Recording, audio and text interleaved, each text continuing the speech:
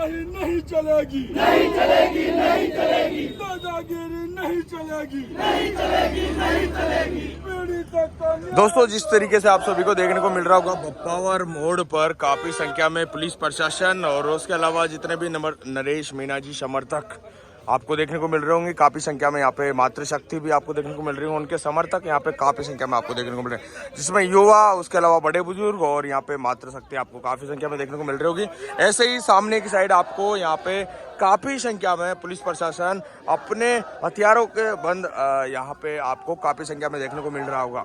एक चीज मैं आपको बता देना चाहता हूँ कि जिस तरीके से यहाँ पे आपको देखने को मिल रहा होगा कि अभी जो नरेश मीणा जी की न्याय को लेकर यहाँ पे काफी लोगों के द्वारा धरना प्रदर्शन किया जा रहा है। हो सकता है यहाँ पे, क्योंकि जिस तरीके से पूरे राजस्थान के अंदर रात जहाँ पे टायर जलाकर और पूरे रोड जाम करने के बाद में जिस तरीके से एक माहौल बन चुका था, कहीं ऐसा माहौल यहाँ पे ना हो जाए। यहाँ पे आपको काफी संख्या में लोग देखने को मिल रहे होंगे और उसके अलावा यहाँ से माताएं, युवा साथी और उसके अलावा यहाँ पे पुलिस प्रशासन काफी संख्या में आपको देखने को मिल रहा होगा। अब मैं आपसे सीधा लेके चलता हूँ पुलिस यहाँ पे हमारे समर्थकों के साथ में। बड़े भाई साहब राजेंद्र जी गुड़ा साहब आपके बीच पहुंचने वाले जिले सभी मेरे युवा क्रांतिकारी भाइयों से निवेदन करता हूं कि सांगोल बफावर चौराहे पर ज्यादा से ज्यादा संख्या में पहुंचे। इनकलाब जिंदाबाद, इनकलाब जिंदाबाद, इनकलाब जिंदाबाद। अगर इस सरकार की मंशा है कि नरेश मीणा को फिर से दबा दिया जाएगा, तो लोग फिर वापिस उसी संख्या में, उसी ताकत के साथ हम डटे रहेंगे। हम पीछे हटने वालों में से ही नहीं है। और अभी जिस तरीके से नरेश भाई साहब को कल गिरफ्तार किया है, तो ऐसा प्रशासन को जो भी पाबंद करना था, जो शांति भंग का जो भी लगाना था, अगर उस मुकदमे के अलावा कोई और मुकदमा होगा तो अब पूरी ताकत से सरकार से टकराएंगे।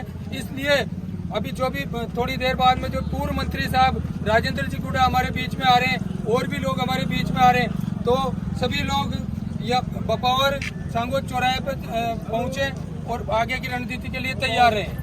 नरेश भैया जिंदाबाद, नरेश भैया जिंदाबाद, नरेश भैया जिंदाबाद,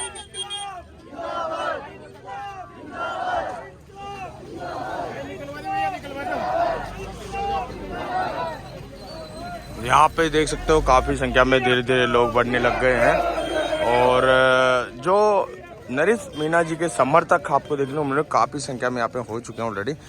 और उनकी जो भी मांगे हैं, मांगे क्या मतलब उनकी रिहाई की मांग है मेनली, और उनको छोड़ने की ज़्यादा से ज़्यादा ज़रूरत है इस चीज़ को लेकर। मैं यहाँ से और भी लोगों से मैं पूछवाना चाहूँगा, माता जी से पूछवाना चाहूँगा। भाई साहब राम राम।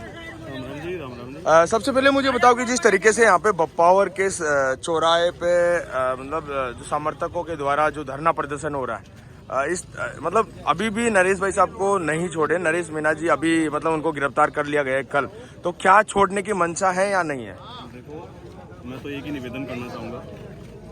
सबसे पहले तो ये कहना चाहूँगा, उस गांव के लिए सोचिए, उस गांव पे क्या गुजर रही होगी जी। मारे गए हैं जी, निर्दोष बच्चे मारे गए हैं, और उन बच्चों को सोचिए, उन बच्चों ने क्लियर सारी चीजें बताई है कि वहाँ पे नर्स लग रही थी, मैडम लग रही थी, टीचर्स को बोला है कि ऊपर से जो पत्थर गिर रहे हैं बार बार जी, और उन्होंने बताया था कि सर पत्थर गिर रहे हैं। उसके बावजूद उन टीचरों ने सुनी नहीं कोई भी बात, और सारे टीचर बाहर मटर गश्ती कर रहे हैं, बाहर नाश्ता कर रहे हैं, और बच्चे निर्दोष मारे गए हैं। उस भ्रष्ट सिस्टम के लड़ाई हमारे नरेश भाई साहब ने लड़ी है। और नरेश भाई साहब को अगर कोई भी, आप मेरे को बता दीजिए संविधान में कहाँ लिखा हुआ है कि अगर कोई अन्याय या भ्रष्टाचार होता है और उसके खिलाफ कोई लड़ता है और उसको आप जेल में डाल दो। बड़े नेताओं के इशारे पे हमारे नरेश भाई साहब को जेल में डाला गया है।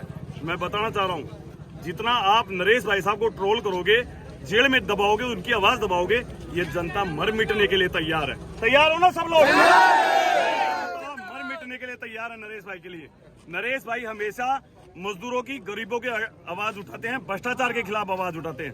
नरेश भाई साहब को आप जितना दबाओगे वो उतनी दोगुनी ताकत के साथ बाहर आएंगे। मैंने पहले भी बताया था और मैं फिर बताना चाह रहा हूँ, बीजेपी सरकार या तो ध्यान दे ले, नहीं आर पार की लड़ाई लड़ने के लिए हम सब लोग तैयार हैं।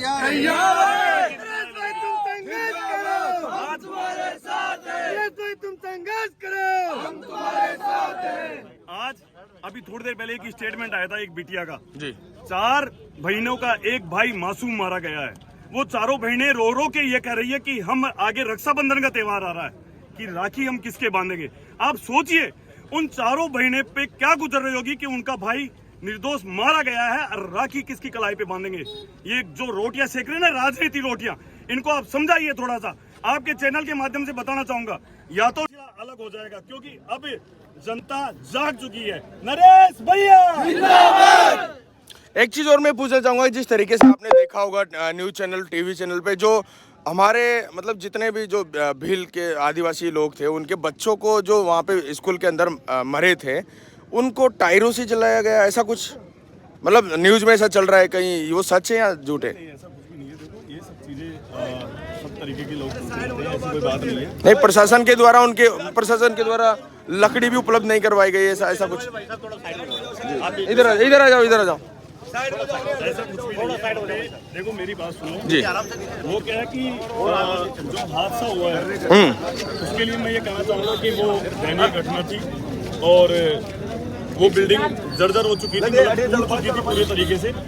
बस सिर्फ इसमें इतना सा मैं बताना चाहूँगा आपको कि जो हुआ है ये पूरे टीचर्स की लापरवाही से हुआ है।